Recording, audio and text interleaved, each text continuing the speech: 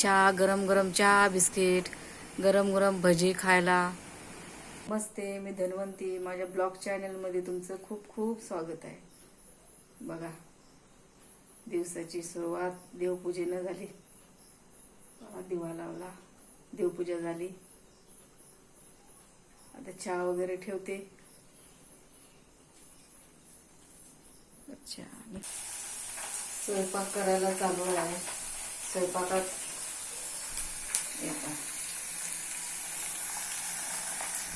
तोंडलीची भाजी, परत ही घेवड्याची पण आहे.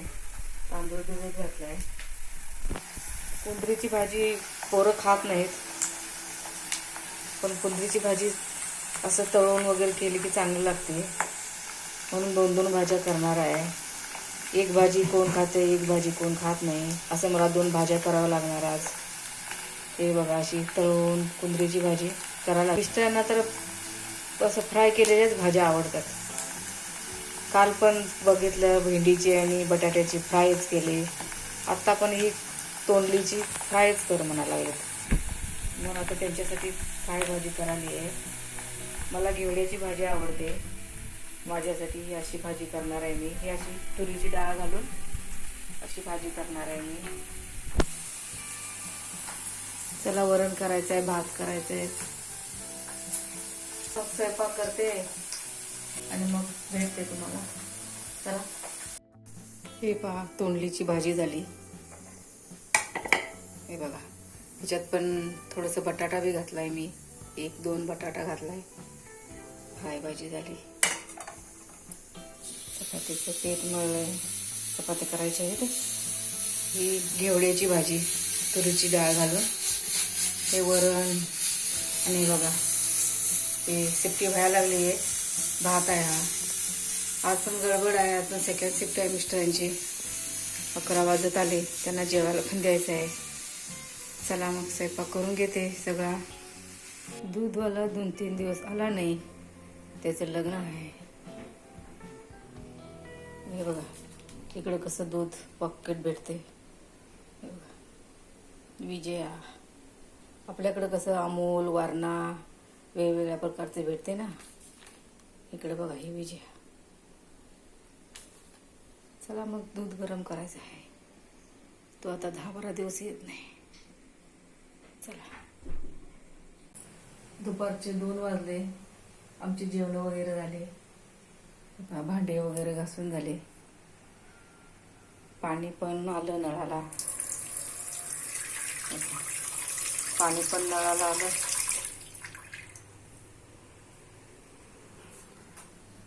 चला म्हटलं, बाहेर थोडंसं हवा चालू आहे.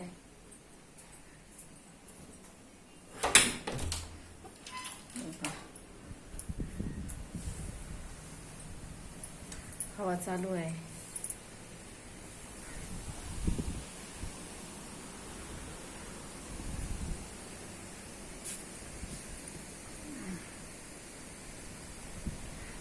हे पहा,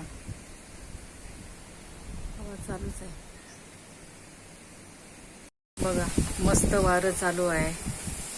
मस्त झाडं हलतायत. हे पहा, खरंच निसर्गाची तोड कोणच करू शकत नाही. निसर्ग ह्या ईश्वराची देणगीच म्हणायला पाहिजे. हे पहा, खरोखर मी झाड असतो तर मी पण असं डुलत हालत डुलत असतो. मलाही मस्त हवा लागली असती. कधी कधी असंच वाटतंय. खरंच पावसाळ्यामध्येच हेच बघायला भेटतंय. असं पावसाळ्यामध्ये इतकं छान असं वातावरण होतंय. निसर्ग असा फुलवून येतोय. खरंच एक लोकांना कसं आहे, पावसाळा आवडतो, पण कशासाठी आवडतो? मस्त टेरेसवरती, गार्डनमध्ये चहा, गरम गरम चहा, बिस्किट, गरम गरम भजी खाण्यासाठी, स्वाद घेण्यासाठी पावसाळा आवडतो. पण पाऊस पडल्याने नदी, विहिरी, तलाबमध्ये पाणी पडतं. आपलं वर्षभराचं पाणी आपल्याला पाहिजे ना.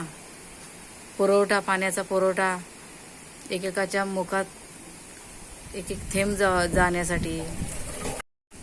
एक वेळ जेवण नसेल तर चालेल, पण पाणी पहिले पाहिजे. पाण्याचा पुरवठा केला पाहिजे. पाण्याचा प्रमाण व्यवस्थित वापरलं पाहिजे, पाणी वाचवायला पाहिजे. खरंच हे आपणच करायला पाहिजे. निसर्ग काय त्याचं काम करतोय, तो निसर्ग आपल्याला भरपूर देतोय, निसर्ग आपल्याला भरपूर साथ देतोय, पण आपणच कुठेतरी कमी पडतोय निसर्गापुढं, आहे की नाही. एका पाण्याच्या थेंबानं माणसाचा जीव वाचतो. पाणी खूप महत्त्वाचं आहे, पाणी वाचवायला पाहिजे. काही काही लोकांना पावसाळा का आवडत नाही, बाहेर जाता येत नाही, बाहेर पावसात कपडे भिजतात, आपण भिजतो, पुरं किचपिच होऊन जातं म्हणून आवडत नाही. पण पावसाळा जेवढं आपल्याला पावसाळा येईल तेवढं आपल्यासाठी चांगलं आहे, आपल्या सगळ्या शेतकऱ्यांसाठी चांगलं आहे. पिकं येतात, वर्षभराची पिकं. त्याच्यासाठी नदीमध्ये तलावामध्ये पाणी साचलं की आपल्याला वर्षभर पाणी पुरवते. आपल्याला पाणी खूप महत्त्वाचं आहे. खरंच हे असा विचार करायला पाहिजे. काही काही लोक झाडंही तोडतात. झाडं तोडल्यानं काय आपलंच नुकसान आहे. आपल्याला ऑक्सिजन भेटतं झाडापासून. झाडं तोडायला नको. जेवढी आपण झाडं लावली तेवढी चांगली आहे आपल्यासाठी. आज ना उद्या भविष्यामध्ये झाडच आपल्याला आधार देते, फळं देतात. आपण झाडे लावली पाहिजे, तोडायला नाही पाहिजेत, असा विचार करायला पाहिजे. खरंच मला आता दुपारी 2:30 वाजले पण मला झोप येईना. हे पहा, वारं पाहून मला ना इतकं छान वाटायला लागले ना. मला निसर्ग खूप आवडतो. खरंच मला ही झाडं, फुलं, पाणी, डोंगरी भाग मला खूप आवडतो. खरंच हे पहा, मी तुमच्या पुढं असं शेअर केलंय. हे पहा, आमच्या कॉलनीमध्ये खूप मोठी मोठी झाडं आहेत. हे बघा, हे निलगिरीचं झाड बघा किती मोठं आहे. बघा, अशी निलगिरीची झाडं खूप मोठी मोठी आहेत. असं आमची कॉलनी, असं कॉलनीमध्ये एवढी झाडं आहेत ना की एकदम असं कॉलनी दिसत नाही, एवढी भरपूर झाडं आहेत. आणि झाडं प्रत्येक प्रकारची झाडं आहेत. जशी आंब्याची झाडं आहेत, फणसाची आहेत, चिंचेची झाडं आहेत, बोराची झाडं आहेत, काजू, त्याच्यानंतर जांभळाची झाडं आहेत, करवंदाची झाडं आहेत, लिंबाची झाडं तर विचारूच नका. लिंबाचा तर किती फायदा आहे शुगरवाल्यांना वगैरे, BP शुगरवाल्यांना लिंबाच्या झाडापासून तर किती फायदा आहे. ते लिंबाचं ज्यूस वगैरे पिण्यासाठी. हे पहा, लिंबाचं झाड समोरच आहे. भरपूर, आता मी नावं तुम्हाला सांगू शकत नाहीत. एवढी नारळाची एवढी झाडं आहेत ना, भरपूर झाडं आहेत, भरपूर. पूर्ण झाड गजबजलेलं आहे. आम्हाला बाहेर जायची गरजच नाही, एवढी आम्हाला पानं भेटतात. जर आपल्याला पूजेला वगैरे पानं लागतात ना, आंब्याची, पेरूची, जांभळाची, प्रत्येक फळांची, ते आम्हाला बाहेर जायची गरजच नाही. आम्हाला इथं आतच भेटतात. हे काय, आमच्या आजूबाजूलाच आहेत.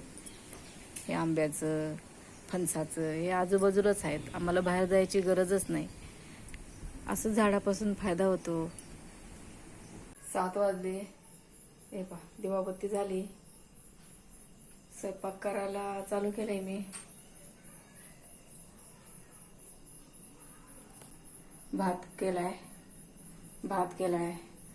हे टमाट्याचं सार केलाय मी.